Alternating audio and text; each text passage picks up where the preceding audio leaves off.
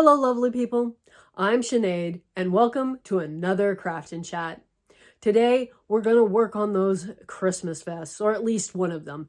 I will do a little, what do you call that, shot over all of the ones and where they're at.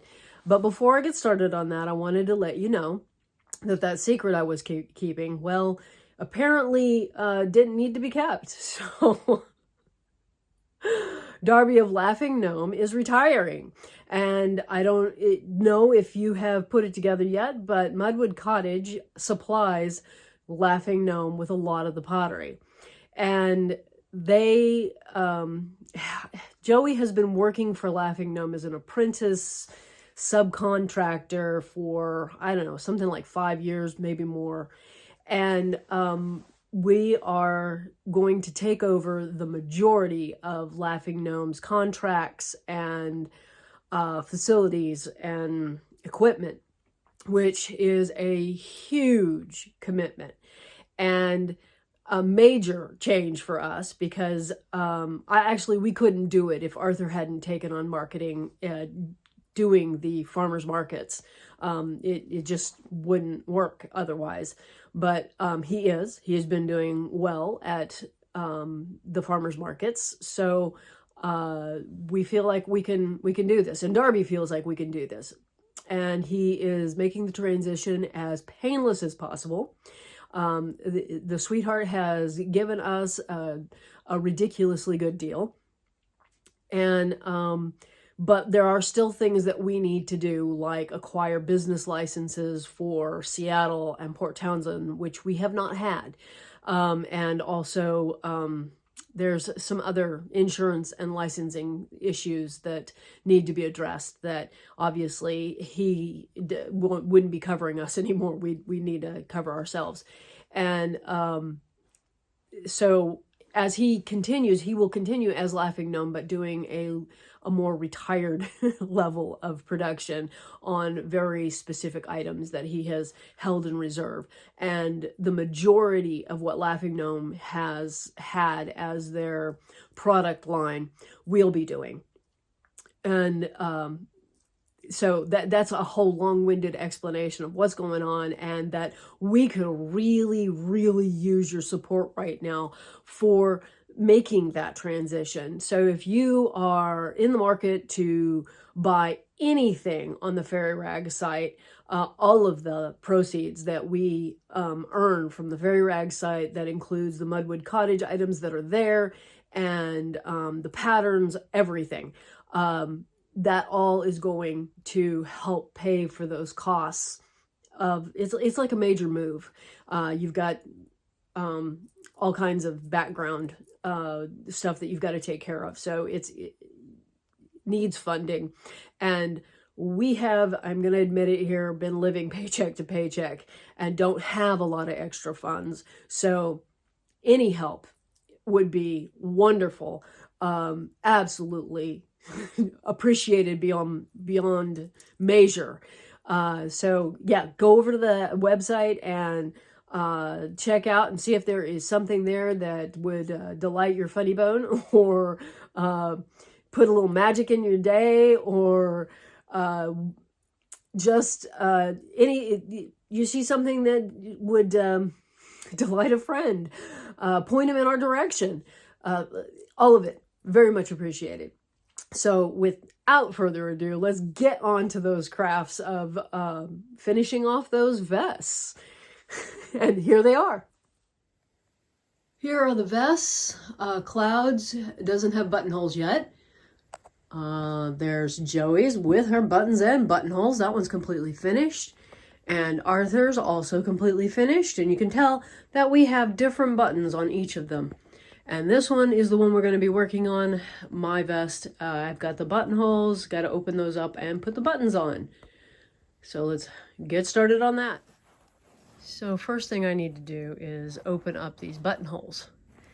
I actually prefer using, I don't know what they call it in the sewing world, but it looks like a chisel. You put it on your cutting mat, your buttonhole, your garment on the cutting mat, and then you basically push a chisel-like tool down into it, but it works best if it's exactly the right size of the buttonhole. And so I gotta admit that one time I went out and got a wood chisel and used it so that I could have the right size. The one that I have in here is for much smaller buttons. So I more often than not end up using the scissor method to open up the buttonholes. Sometimes it goes wrong, and like, yeah, it went wrong there. So I'm gonna have to like stitch over that. That's only the second time that's happened. So, you know, 3 vests and only the second time that's happened. I feel like I'm doing it pretty good. So this whole transition in business, we have not actually had, we've had less than a month to get used to the idea. Darby had said something about retiring, and then he had decided that he wasn't going to, and it was all don't share this information. And then I don't know what clicked or happened, and he just all of a sudden he was retiring, and we were going to be taking over. And like I said, I think it had something to do with Arthur and him having conversations about the website and other things I don't hear. All of a sudden he was like, no, you guys can do this. You've got all the elements. You can do this. You're good. You can. And I think before he was kind of like, well, how are you gonna market? You know, how on earth would you ever do this? And that was reasonable, because when it was just Joey, no, there was no marketing. Joey doesn't market. Joey throws, and Joey is very good at throwing pottery. That sounds wrong, doesn't it? Making pottery on the wheel and focusing for actually long periods of time on getting it done. And production. She's really good at production. So, and obviously there's need for somebody who can do sculpture, and she has come to the conclusion that she hates that and is not good at it. I don't know if maybe over time that could change, but I'm not going to push her in a direction she doesn't want to go. So that means that I need to step up and do the sculpture stuff. And Arthur has been throwing, but he's still at the very, very early stages of apprenticeship on the throwing of the pottery. And this is interesting because we forget that when Joey was 18 years old, Joey did an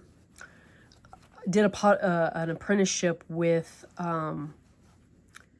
a potter in town, who's no longer with us, that she had an introduction when she was 18, I think, to the whole world of throwing and making pottery. And it was a completely different setting, but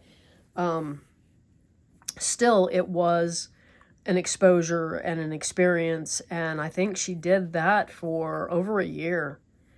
And so then, you know, a lot of years pass, and you come up to, I think she went to work for Darby. Well, she started taking lessons first. Pre-2020. I couldn't tell you exactly how but she started taking, like, paying for lessons, because I suggested that maybe that was a direction to go. Okay, now, I don't know how you place your buttons. Yeah, I did switch gears on you. But I gotta say that this has been interesting for me. normally I would like poke through the buttonhole and say, oh yeah, that's good.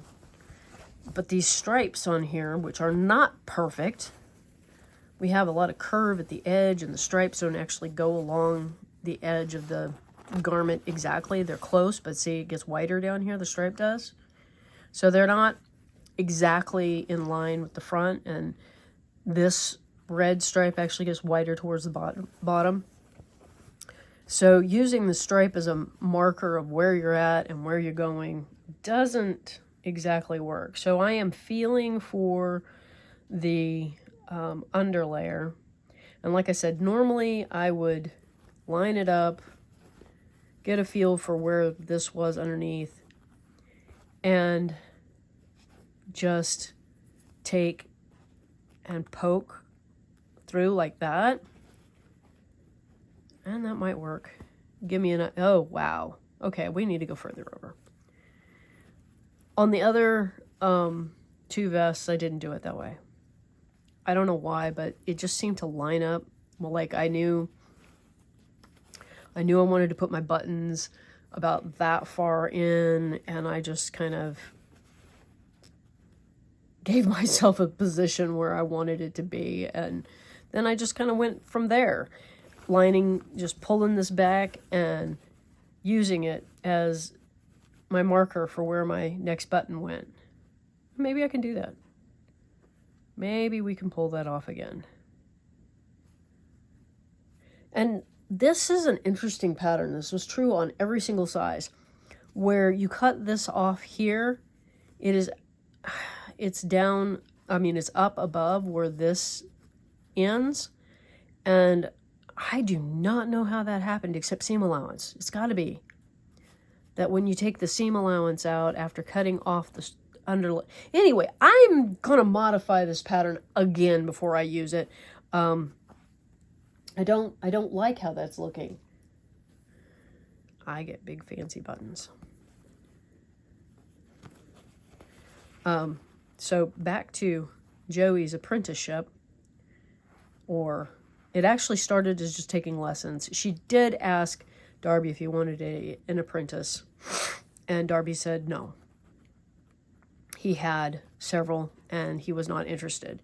And so, you know, we just kind of went, well, you know, just learn, experience, decide whether or not you want to pursue it, because at that point in time, Joey was working at the sail loft, making sails for yachts, or yeah, they're not luxury yachts. They're just sailboats of the smaller range, I guess, but not too small.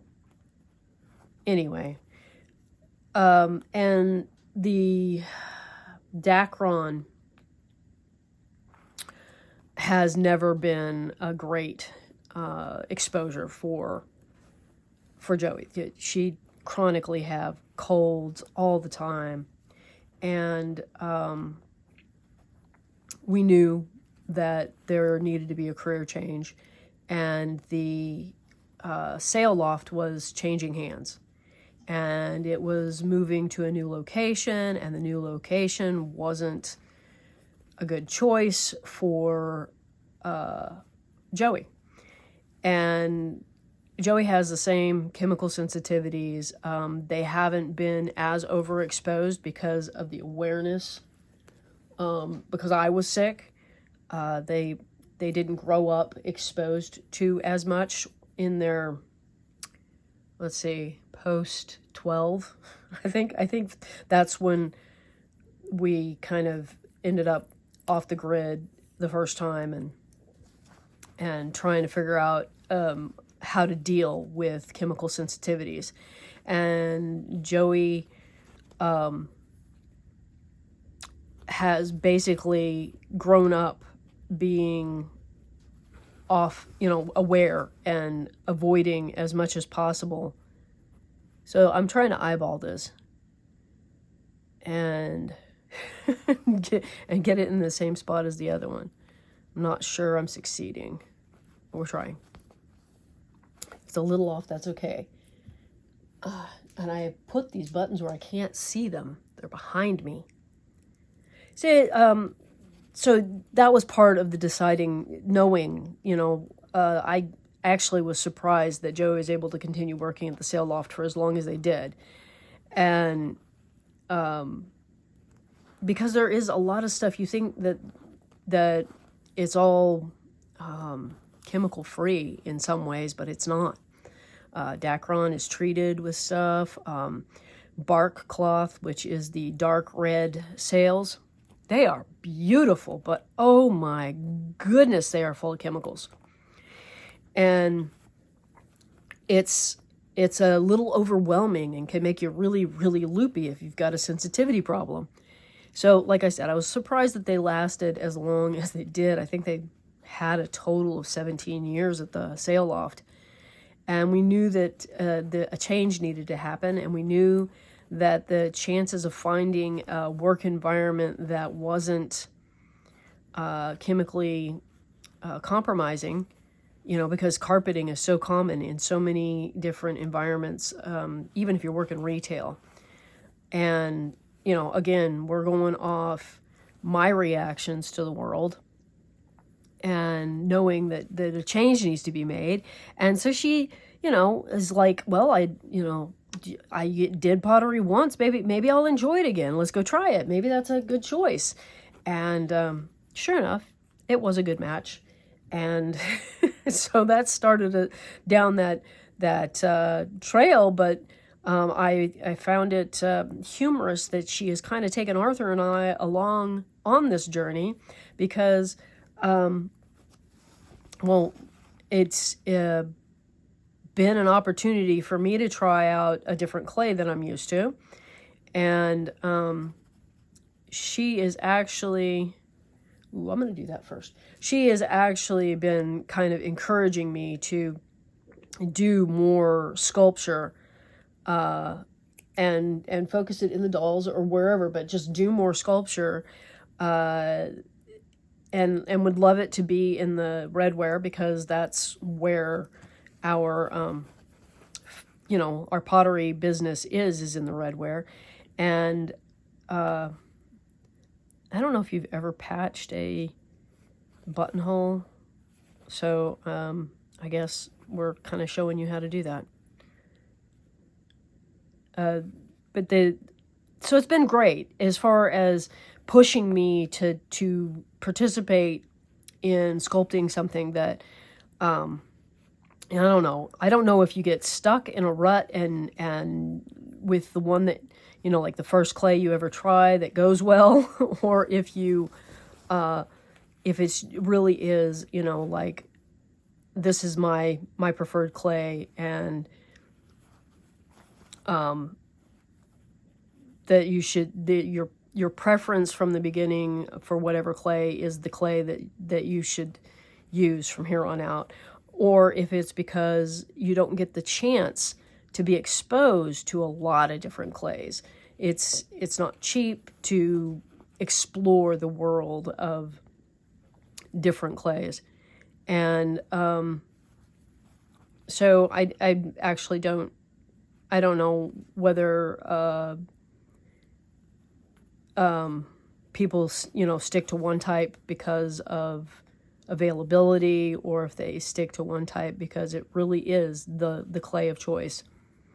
Sometimes I'm doing a blanket stitch here, and sometimes it is just a whip stitch. And I think I feel like I should have gone further that way. So we're going to actually turn around and go back. Turn around? No, we're just going to start stitching back the other direction. I'm not turning anything. So I'm just securing this one spot where it got snipped, and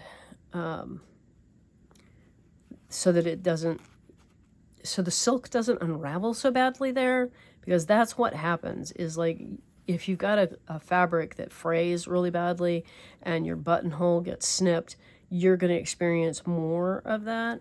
Now, you may have noticed that when I snipped it open, there is a lot of thread that immediately comes loose within the buttonhole, and that eventually gets cut off or trimmed away as you wear the garment, or you take the time to trim it away and take care of it. And I'm going to admit that I don't take the time, and I don't think Joey does either. I think that's one of those things about garment makeup where we're like, catch it later. I feel like I derailed myself pretty good there. Okay, and then you just secure it in the back. I think that over the last probably 20 years, Joey has been the one encouraging me to explore the world of art and find my preferred expression. And I kind of landed on paper clay by accident. I liked it. I stayed there. And now that she's kind of like, come over here and try out the redware. And, even if all I'm doing is putting wood grain on the side of the mugs, which is the thing. This week, actually, we had a day where we played around with some molds I'd bought with the redware, and they don't work exactly right because they aren't intended for redware. They aren't intended for paper clay. They are intended for polymer clay. And I was like, well, let's just find out whether or not we can make it work. And Joey was able to make the one. It's a bead roller.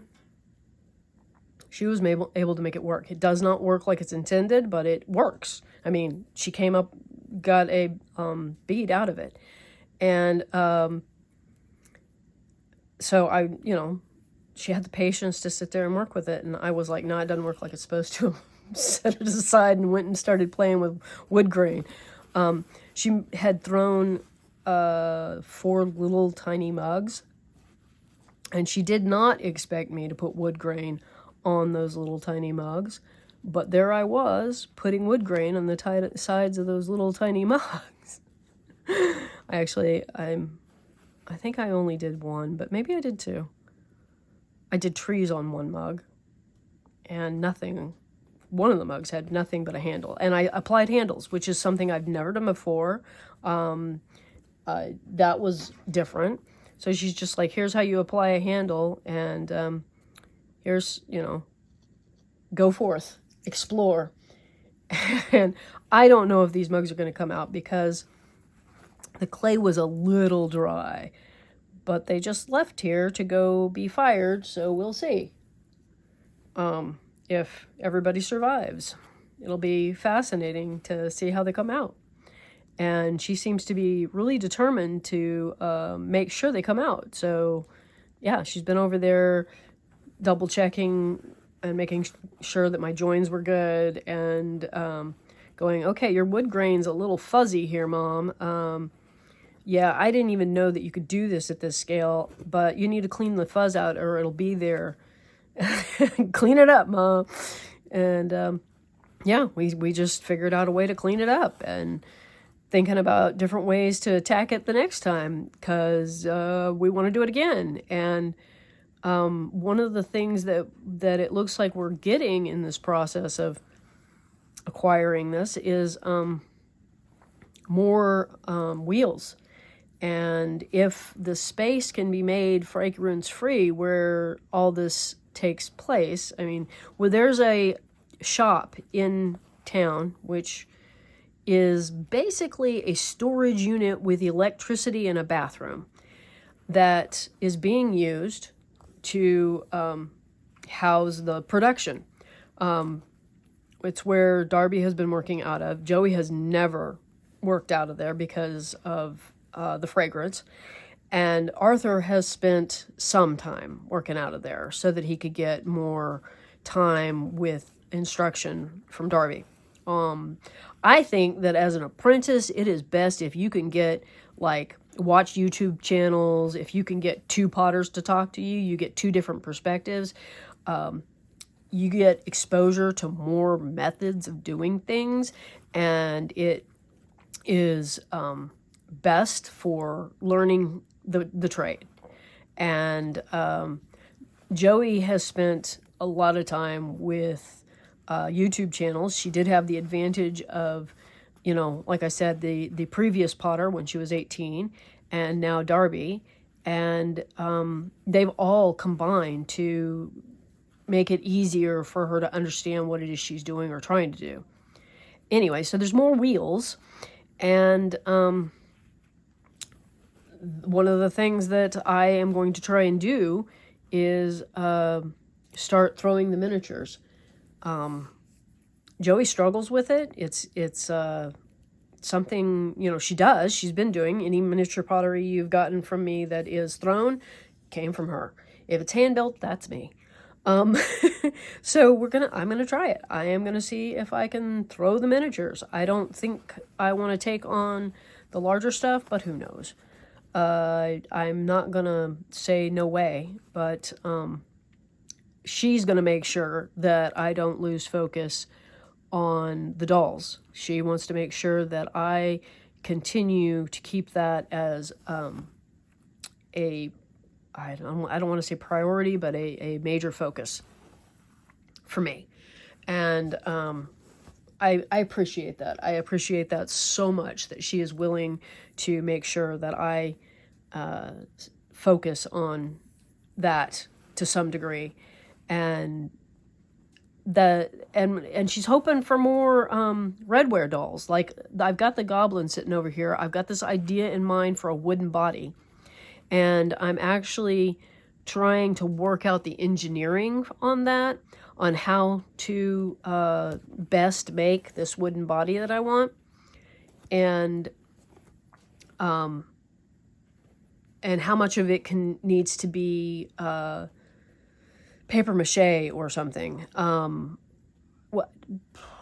How to combine. Like, so early dolls with porcelain heads often had wooden or paper mache bodies, and that's what I'm trying to find, the right combination that works for me, and trying to get Arthur involved in it a little bit, because I do want him to turn some pieces for me.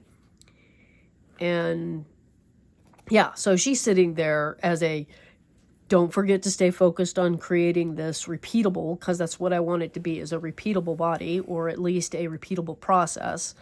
Even if it's not exactly the same body, I just want a technique that's going to work for us, to be able to make each one a little easier and increase the number of dolls that I can make at a time.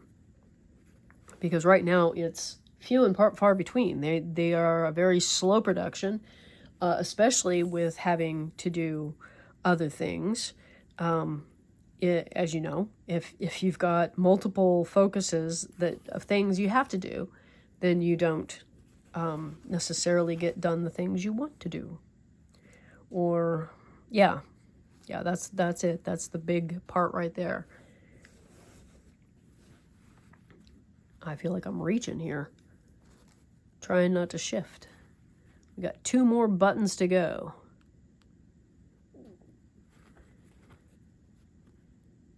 And all of a sudden I get quiet.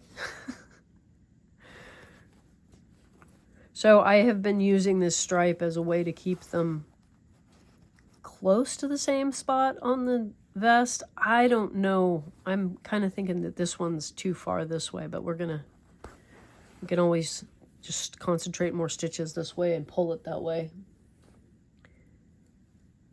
Uh-oh. I am missing 1, 2, 3, 4, 5. Well, I'm missing a button. And I think I know what happened there, in which case we may have an odd button. That would be just so typical. So Cloud and I have matching buttons, and I think I went through the wrong way there. And I think they have 5 of them and I have 5 of them. I think that's how that worked. And somehow I managed to put 6 buttonholes on the front of my vest instead of 5. Yep. Last night when I was working on the buttonholes, I kept going when I probably should have stopped.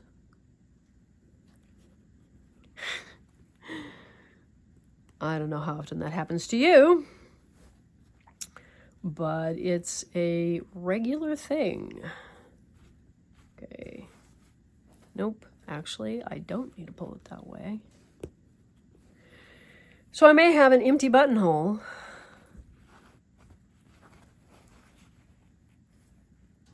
Or I may find an odd button. At this point, I think I'm going to leave it empty. On one of we eliminated pockets on the front of these to make it easier because the silk is not that great to work with. I tell you what, this is not a fabric I'd buy again. I am massively disappointed with its quality as a silk, and I find it to be a real difficult to work with fabric. And I like silk. This has not been happy. This has not been fun. And I rolled and showed. Anyway, so I would not buy this again. And I don't expect it to wear well. I will be surprised if this makes it more than a year or two. Because we are hard on our clothes.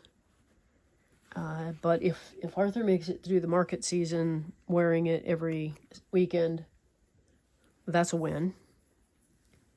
And I already said we needed to find ourselves some novelty print in cotton and go that direction. Because I think it would be a lot easier. And then maybe some coordinating lining in a solid and not flannel. I think we're going to step away from the flannel too. But there we go. So all I need to do to finish this one, I have the interior seam has to be sewn up, but I think I'm going to leave you there, and I hope that you are enjoying your winter season, celebrating however you celebrate. I think that if you don't have some way to celebrate in the winter to help that you make it through the cold winter months, whether it be celebrating by curling up in a cozy spot and reading a book, with a nice hot beverage, that's a celebration to me. Having the time to be able to do that is awesome. Today is one of those chilly days where I would really like to be cuddled up in front of a fire, and I may move my chair over next to the wood stove because it's just that much too chilly. Anyway, I hope you're enjoying however you celebrate your winter holidays or celebrations or just life and being. I'm very grateful that we have had as much sunshine as we have had this winter so far. And I'm looking at every single positive little thing that is headed our way, like this business transition. It's causing a lot of stress, but it's also awesome. It's a wonderful blessing. And I hope that you have a delightful day and a wonderful week, and I will see you on Friday. Bye-bye.